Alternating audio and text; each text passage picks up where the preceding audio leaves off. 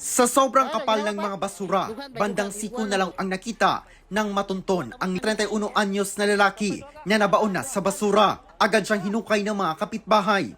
Sinubukan pa nilang sagipin, ngunit wala ng buhay. Miyerkules ng hapon, nang bigla na lang gumuho ang bahagi ng sanitary landfill sa Purok 8 Barangay New Carmen sa Tugbok District, Davao City. Ayon sa kapitan ng barangay, posibleng ang sunod-sunod na pag-ulan ang nagpabigat ng basura na siyang naging sanhi ng pagguho. Tungod pila kadlaw magugulan, bugat ang basura. So ganina mo to niliyok. Isa ang kumpirmadong patay habang dalawang senior citizens ang nawawala matapos matabunan ng mga basura ang kanilang bahay. Nagduda ko sir, marag nadas to nga. Kay tuyok man, marag magililo. Pahirapan ang paghahanap sa senior citizens. Ang kanilang kaanak ay may nakitang palatandaan na posibleng nandoon ang katawan ng dalawa. Kanilang istak, kaning kinayam nila, o kaning ihang payong, kay kani siya, ang istak niya, tapad ra sa ihang gipuyan. So, dako kay posibilidad nga naa sila diri napita. Ang amo nga nihangyo lang may nga matrabaho lang unta, bahala unsa, basta makuha lang namo ang ilahang patang lawas, maplastar namo sila. Nakalabas na rin ng ospital ang magkapatid na lalaki na sugatan. Ni kalitrag ginaina yung kahoy katumba.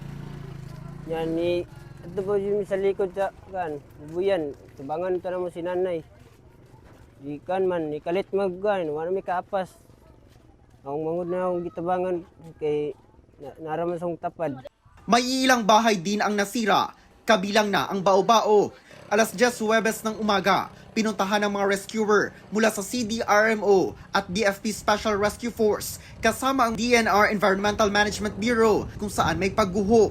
Nagbahay-bahay ang kapulisan upang palikasin ang mga residenteng nakatira malapit sa landfill.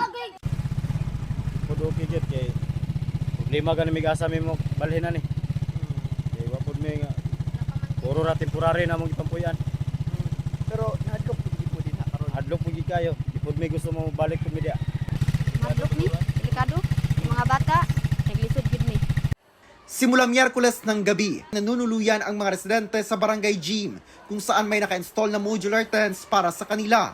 Sa pahayag na inilabas ng Davao City Information Office, iniimbestigahan na ng mga otoridad ang insidente. Nakikipag-ugnayan na din ang Davao CSWDO sa mga apektadong pamilya para sa agarang tulong.